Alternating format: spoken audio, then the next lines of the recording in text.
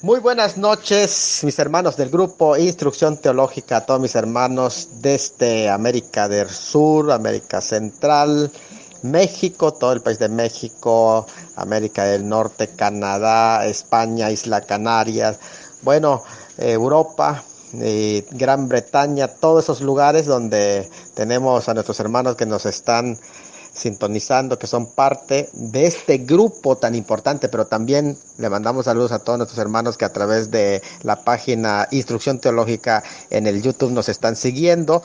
Y bueno, pues creo que hemos tenido una semana muy interesante. De hecho, hoy voy a presentar el último tema que está basado de mi libro, que es 10 pactos analizados. Ya hemos analizado 9 pactos hasta este momento, de las 3 secciones que se divide el libro, que son los pactos soteriológicos, de los cuales analizamos 3 pactos. Luego, en los pactos generales analizamos 2 pactos, que es el adámico y el noético. Y que estamos en los pactos particulares, analizamos el pacto troncal incondicional, que es el abrámico, y el pacto condicional, que es el pacto mosaico.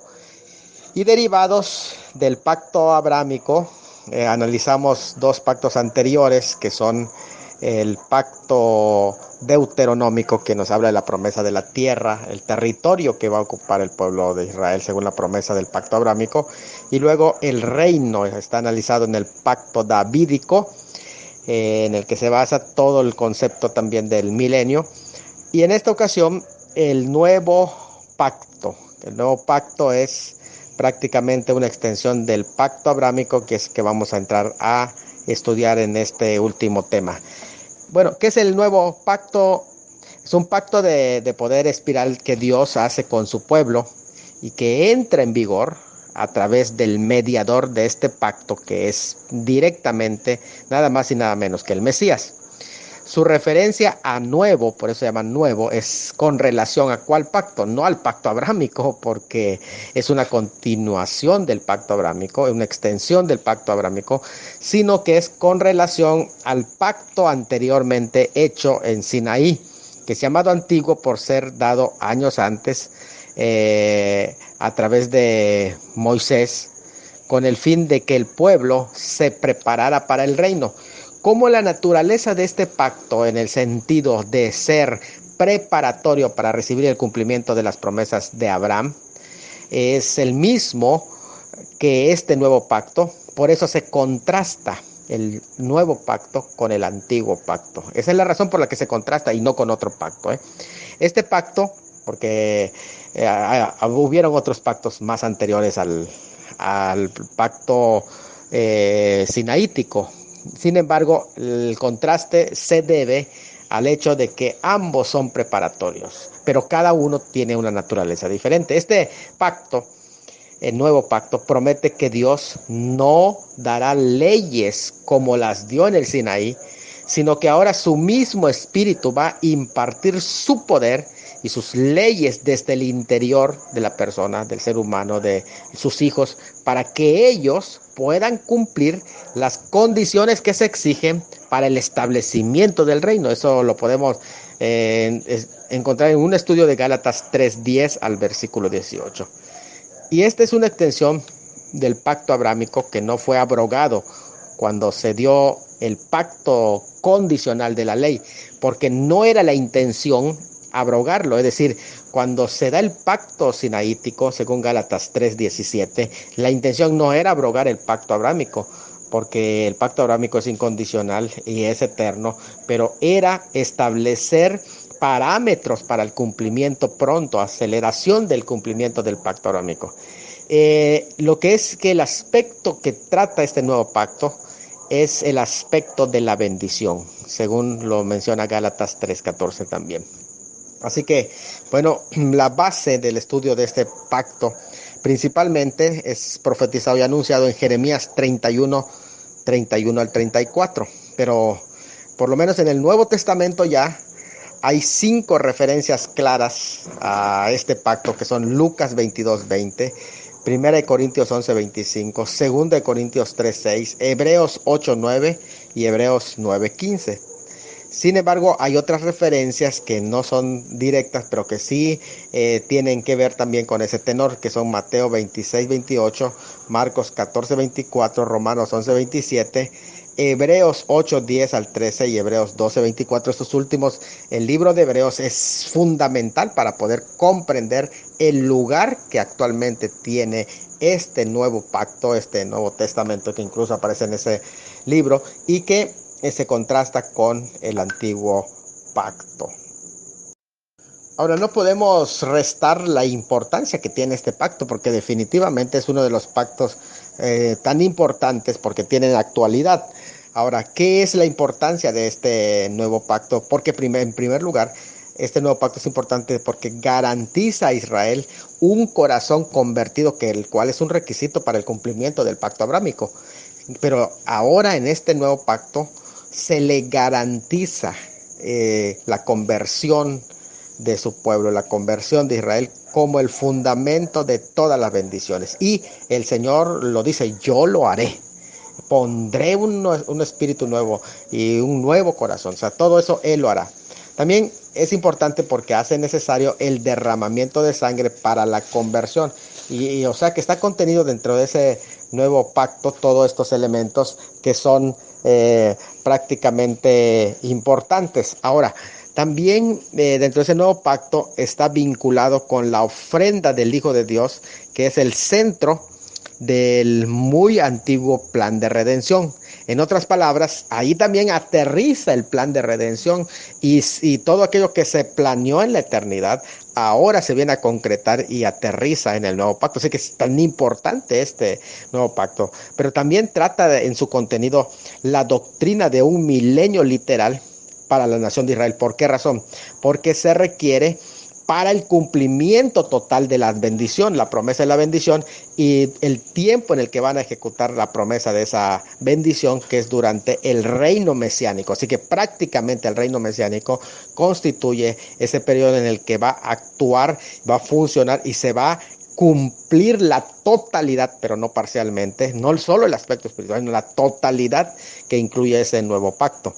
¿Cuál es la naturaleza de este pacto? Miren, es importante saber de qué es la naturaleza de ese pacto, porque hagamos distinción. Aquí es donde sí me gustaría que contrastes entre el antiguo pacto y el nuevo pacto, porque este pacto, en primer lugar, tiene una naturaleza espiritual, porque es esencialmente el requisito para el cumplimiento de todas las promesas del pacto abrámico, y su base es la salvación, que lo más importante es la relación con Dios, el perdón de los pecados, y eso es lo que Dios pide. Es decir, que para que se establezca el cumplimiento de las promesas dadas a Abraham, es necesario también que se entienda el sentido espiritual, porque ellos querían, por ejemplo, los judíos del tiempo de Cristo querían un reino, pero sin lo espiritual, y eso es imposible, un reino sin previo arrepentimiento, cuando aquí el Señor garantiza que el arrepentimiento de su pueblo va a traer como consecuencia el resultado del cumplimiento del pacto abrámico. Segundo, también es un pacto no solo espiritual, sino que es literal, porque Dios hace pactos literales. Ahora lo espiritual con lo literal no se contradicen, porque este pacto tanto es espiritual porque incluye elementos espirituales, pero no es espiritualista, sino que también es literal, porque Dios hace pactos literales con su pueblo, con hombres literales, con promesas literales que ahí están incluidos y la bendición para ese tiempo que está prometido dentro ese tiempo, ¿verdad? Bueno, el milenio. También no solamente es espiritual y es literal, pero también es judío. Es judío, ¿por qué? Por ser prolongación del pacto abrámico, y el pacto abrámico es judío. Y por ser hecho primordialmente con esa nación judía, porque dice, estableceré con la casa de Judá, con la casa de Israel. Entonces es importante ver cómo está enfocado ese nuevo pacto precisamente con la nación judía. Pero además no solamente es un pacto judío, es incondicional. Y cuando se habla de que es incondicional, lo que se está mostrando es, primero, que es perpetuo. Así lo menciona Isaías 24:5, Isaías 61:8, Jeremías 31:36 y Jeremías 31:40, Jeremías 32:40, 55 y Ezequiel 37:20. Entonces siempre se dice que este pacto es perpetuo, es decir, que iba a durar todo el periodo hasta que llegue al final las dispensaciones. Pero es incondicional también porque depende de una palabra, depende del yo de Dios y no del hombre. Es decir, no es como el Sinaí, que el Sinaí debían de cumplirlo ellos para que se les cumpla la promesa, sino que ahora yo lo haré, dice el Señor. Jeremías 31:33 dice yo haré. Entonces es interesante que ahora Dios lo va a hacer o lo va a hacer. Además es incondicional porque es un pacto de gracia. Y esto de que es un pacto de gracia está mencionado como algo que no es el hombre el que lo realiza, sino que es por puro don de Dios, por pura gracia de Dios. Además, es incondicional porque es la tercera parte de la porción de la bendición del pacto abrámico original, que es el troncal pacto incondicional, y eso ya lo hemos estudiado. Además, otra de la naturaleza de este pacto es que es futuro. No solamente es incondicional y que se va a cumplir, sino que es futuro. Es decir, no se ha cumplido nunca. Y aunque de alguna manera el nuevo pacto tiene aplicación, ya se ha aperturado en este tiempo, todavía no ha alcanzado total y final cumplimiento, porque comenzará cuando el libertador venga y continúe reinando por toda la eternidad. Así lo menciona Oseas 2:18 al 20, Isaías 53:3, Ezequiel 16:60, Ezequiel 16:62, Ezequiel 20:37 y Ezequiel 34:25 al 26. Muy bien, ahora vamos a ver la ocasión en que fue dado este pacto, o más bien anunciado. Fue anunciado cuando Jeremías, porque recuerden que está en la primera mención es en Jeremías, cuando Jeremías vio que la falta de arrepentimiento del corazón sincero del pueblo traería la destrucción de los babilónicos. ¿Por qué razón? Porque ellos habían quebrantado el pacto de la ley. Ellos no habían sido fieles al matrimonio que se había dado en Sinaí. Y entonces los babilonios, como un juicio de Dios, vendrían sobre el pueblo de Dios, Israel. Ellos habían violado el pacto sinaítico, pero Dios establecería, sin embargo, en sus corazones un nuevo pacto, los regresaría y Él haría que conquistaría sus corazones y pondría ahora sus leyes, ya no en tabla de piedra, sino en sus corazones. ¿Cuáles son las provisiones que incluía este nuevo pacto que anunció Jeremías, que profetizó? Bueno, las provisiones serían las siguientes: la impartición de una mente y un corazón renovado, que podemos llamar bien hoy regeneración. Y eso está en Jeremías 31:33, Isaías 59:21. Pero además de eso, se habla dentro de las provisiones de ese pacto, la restauración de la bendición y favor de Dios. Acuérdense que este pacto lo que amplía es la promesa de la bendición. En ti serán benditas todas las familias de la tierra. Y la restauración de esa bendición y favor de Dios que se había perdido, lo menciono Oseas 2:19 al 20 e Isaías 61:9. Son parte importante de este pacto que aquí es mencionado. Pero además hay otra cosa más que es mencionado dentro de este pacto, dentro de sus provisiones, que es el perdón de los pecados. Es decir, todo ese fallo que el pueblo había tenido al quebrantar la ley, ahora vendría a recibir el perdón de los pecados. Y eso es muy interesante porque es como decir, ¿sabe qué? Yo les voy a otorgar ese perdón y voy a hacer nuevas todas las cosas en ustedes. Jeremías 31:34. Y además de eso, le añade esto: el morar del Espíritu Santo dentro de sus vidas, que está en Jeremías 31:33 y Ezequiel 36:27. Pero también la voluntad de Dios sería conocida en los corazones, Jeremías 31:34, y eso sería por el ministerio enseñante del Espíritu Santo. Ya no tendrán necesidad de maestros, sino que es el Espíritu Santo el que les iba a enseñar. Pero también la reconstrucción de un santuario. Por eso en Ezequiel 37, 26 al 27 se habla de que va a haber un santuario que acuérdense que ya había sido destruido cuando Ezequiel habla, pero se menciona la construcción o reconstrucción de un, podemos llamar de un tercer templo, porque en el tiempo de Ezequiel era el segundo templo el que venía en mente, pero el tercer templo se está mencionando en Ezequiel 37, 26 al 27. También se habla de bendiciones materiales como resultado de ese arrepentimiento y está mencionado en Jeremías 32, 41, en Isaías 61, 8 y en Ezequiel 34, 25 al 27. Entonces todo eso está contenido. Pero no solo es eso, hay por lo menos dos cosas más. Primero, reiniciará la paz que otrora tiempo había estado, que se perdió precisamente cuando llega la invasión de los babilonios, primeramente la invasión de Asiria sobre el reino del norte y luego de los babilonios sobre el reino de Judá del sur. Entonces, pero esa paz va a reiniciarse, Oseas 2:18, Isaías 2:4.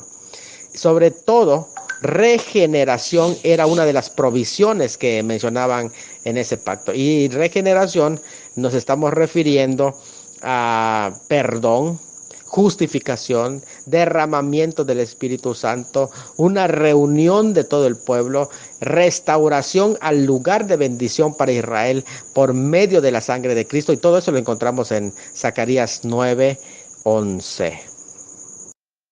Ahora pasemos a las preguntas con respecto a este pacto para ir ampliando, porque siempre las preguntas nos ayudan para poder ver otras perspectivas dentro del mismo pacto. Así hemos llevado esto y creo que ha sido fructífero. Entonces, primera pregunta, ¿con quiénes fue hecho este pacto? Aclaremos de una vez, ¿verdad? Fue hecho con la casa de Israel, así lo menciona el pasaje, la descendencia física de Abraham según la carne. ¿Qué razones tenemos para tal afirmación? Bueno, primero dice específicamente, sería borrar todos estos pasajes como Jeremías 31, 31, Isaías 59, 20 al 21, Jeremías 32, 37 al 40, Jeremías 54 al 5, Ezequiel 16, 60 al 63, Ezequiel 34, 25 al 27, Ezequiel 37, 21 al 28, donde dice abiertamente la frase la casa de Israel. En todos esos pasajes habría que buscar una lista en su concordancia cuando se habla de la casa de Israel, a qué se está refiriendo, y precisamente a todo lo que ya hemos hablado, pero en el aspecto corporativo, no solamente refiriéndose a las 10 tribus del norte, sino a la totalidad. El nuevo pacto es para Israel, en contraste, por así decir, un contraste con el antiguo pacto. Eso lo hemos visto que es el viejo pacto, que por eso se le llama antiguo o viejo pacto, que es mosaico. Y en ese contraste, el pacto mosaico era para Israel, tanto como el nuevo pacto lo es para Israel. Solamente nos basta leer rápidamente Romanos 2:14, 6:14, Gálatas 3:24, 25, 2 Corintios 3:7 al 11, o el mismo Levítico 26:46 y Deuteronomio 4:8, para darnos cuenta que se trata precisamente de todo lo que podríamos decir con referencia al pueblo de Israel. Entonces es importante que hagamos mención de esto porque tanto el antiguo pacto era para Israel como el nuevo pacto lo es para Israel, porque se contrasta con el antiguo. El viejo pacto fue con Israel el mismo pueblo y el establecimiento, la perpetuidad de la nación y la restauración de la tierra de Israel están unidas a este nuevo pacto. Eso es importante y lo voy a volver a decir porque es importante que sepamos esto. O sea, no es con la iglesia directamente este pacto, aunque no quiere decir que no tenemos ninguna relación con ese pacto, pero estamos diciendo que el establecimiento de la nación o el restablecimiento, que mejor dicho sería esa la palabra, el restablecimiento, la perpetuidad de la nación, la restauración de la tierra de Israel. Están unidos a este pacto, Jeremías 31, 35 al 40. Además, ha de seguir este pacto al retorno de Cristo. Interesante esto porque generalmente lo vemos como ya realizado.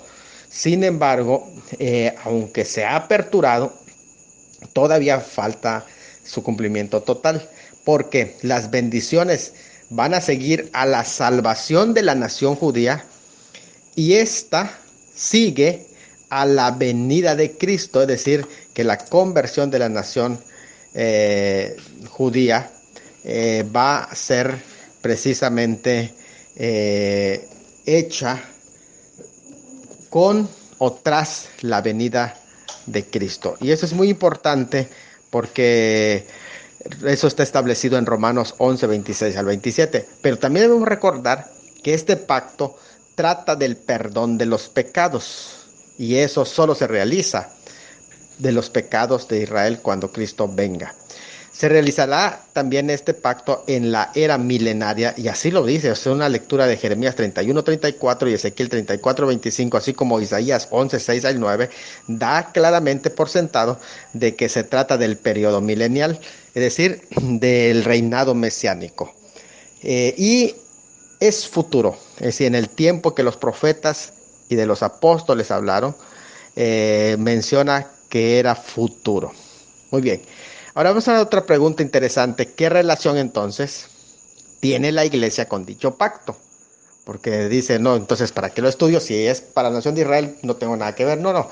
Vamos a ver que hay una relación. Todas las bendiciones que recibe la iglesia se basan en la sangre de Cristo, que fue derramada para la introducción y seguridad del nuevo pacto. Es un nuevo pacto con doble aplicación. A Israel en el futuro y a la iglesia en el presente. Y continúo en el próximo audio explicando precisamente esto, la relación que tiene la iglesia con el nuevo pacto. Y estoy explicando la relación que tiene la iglesia con el nuevo pacto, y la razón por la que lo estamos haciendo es porque tenemos mucho que ver. Recuerden que el nuevo pacto tiene doble aplicación a Israel en el futuro y a la iglesia en el presente.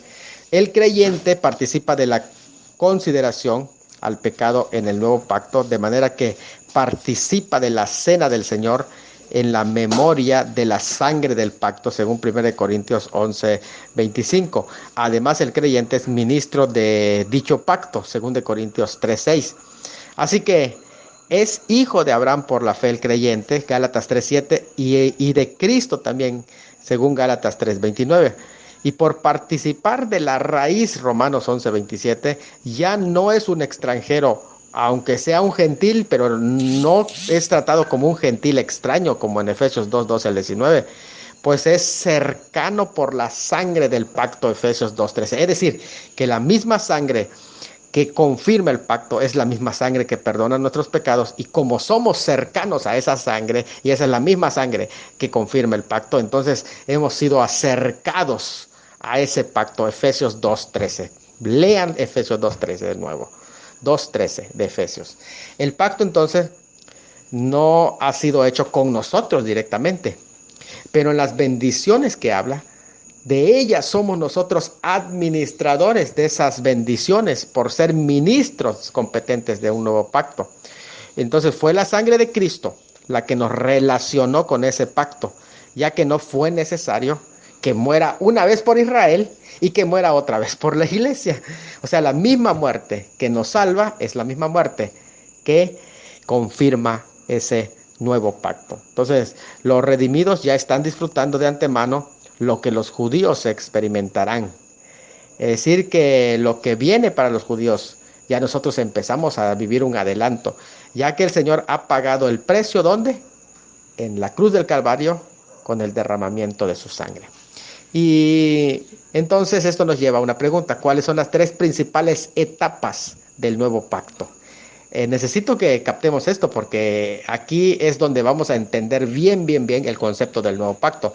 Primeramente, vamos a hablar de tres partes. Su revelación. Se fue revelado por Jeremías 31, 31 al 34. Segundo, su institución. Entonces su revelación fue en el Antiguo Testamento, pero su institución fue con la muerte y la resurrección de Cristo. Incluso su anuncio estuvo allá. Cuando fue la Santa Cena lo anunció, pero se instituyó con la muerte y resurrección de Cristo.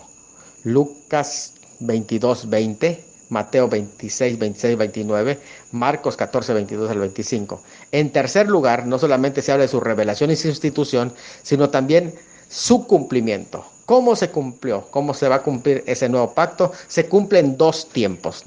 Ojo, no pierdan de vista eso. Su cumplimiento, el nuevo pacto se cumple en 2 tiempos.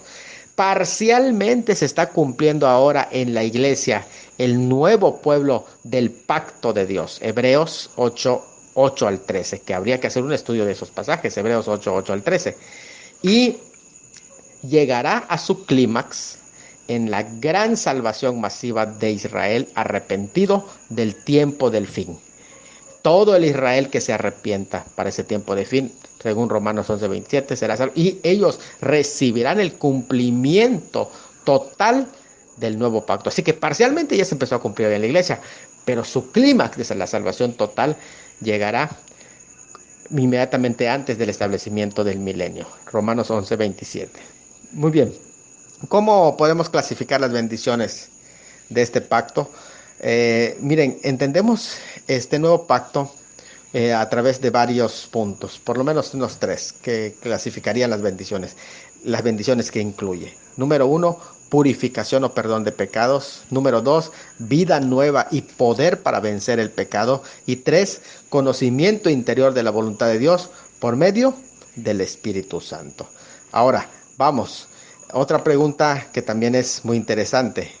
¿Qué damos a entender al decir que ahora estamos en la dispensación del nuevo pacto? Bueno, el nuevo pacto es a la vez un pacto y un testamento legal. Aunque eso ya lo explicamos anteriormente, pero es importante que sepamos que es un pacto, pero también es un testamento legal. Religiosamente hablando se trata de un pacto, pero legalmente se trata de un testamento. Por eso es que el testador tuvo que morir. Y entonces, desde el punto de vista del Padre es un pacto, desde el punto de vista de Cristo es un testamento, porque es el testamento de Cristo y Él murió para confirmarle a la iglesia ese testamento y que pueda entrar en vigor, porque eso es hasta la muerte del testador que entra en vigor. Pero desde el punto de vista del Padre, que hizo trato con Israel, es un pacto. Dios nos ha dado por medio de su Hijo la herencia espiritual. Para los que no lo conocen, no es más que letra muerta, pero para nosotros ya no es letra solamente o documento escrito, es herencia, ya es una realidad hoy. Para los judíos todavía lo va a ser, pero para nosotros ya desde hoy estamos experimentando la realidad de ese nuevo pacto y lo sigo explicando en el próximo audio. Muy bien, en este último audio estamos explicando qué damos a entender al decir que ahora estamos en la dispensación del nuevo pacto. Lo que estamos diciendo es que aquellos que le conocemos ya empezamos a vivir por adelantado lo que vendrá un día en plenitud en el tiempo venidero, la edad del reino milenial, en el reino mesiánico, pero nosotros ya empezamos a vivir los adelantos de ese reino. Entonces entramos al nuevo pacto, los que experimentamos la salvación por la sangre de Cristo. Si ya tú tienes la salvación por la sangre de Cristo, estás experimentando lo que ellos todavía van a experimentar inmediatamente los judíos antes de entrar al milenio. Nosotros no necesitamos esperar la llegada del milenio, ya lo estamos experimentando hoy e inmediatamente empezamos a vivir los resultados espirituales de ese reino, aunque no los resultados políticos todavía, sino que hasta que venga el reino teocrático.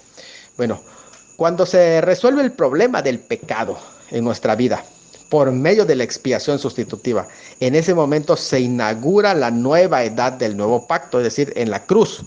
Aunque su cumplimiento pleno aguarde al futuro en el reino milenial, por la conversión futura de Israel de Dios, sin embargo nosotros ya empezamos a vivir ese adelanto. Miren, la señal de este pacto que pues me hubiera gustado hablar muchísimo sobre este tema, pero en este momento no voy a detallarlo. Yo tengo un libro que se llama Propedéutico Eclesiástico, donde se enseña en el discipulado esto, pero es básico. La señal de este pacto son dos cosas: la sangre de Cristo y la cruz de Cristo. Ambas señales son importantes, porque cuando se habla de la sangre de Cristo, que es la que limpia de todo pecado, es la que trata con el pecado legal en la cruz y que te otorga el perdón de los pecados, porque la sangre de Cristo lo que habla es el precio que fue pagado por el pecado. Pero la cruz de Cristo trata con el pecado continuo, es decir, con el viejo hombre. Entonces, uno trata con los pecados en plural y otro trata con el pecado como tal. La sangre de Cristo nos limpia de todo pecado, está hablando de todos los pecados cometidos en plural. Y en ese sentido, lo que hace la sangre de Cristo es perdonar todos nuestros pecados, pero no perdonar el pecado que es el viejo hombre. Para eso, el trato con el viejo hombre, está la cruz de Cristo. Entonces, Gálatas 2:20 juega un papel muy importante porque dice: con Cristo estoy juntamente crucificado y ya no vivo yo.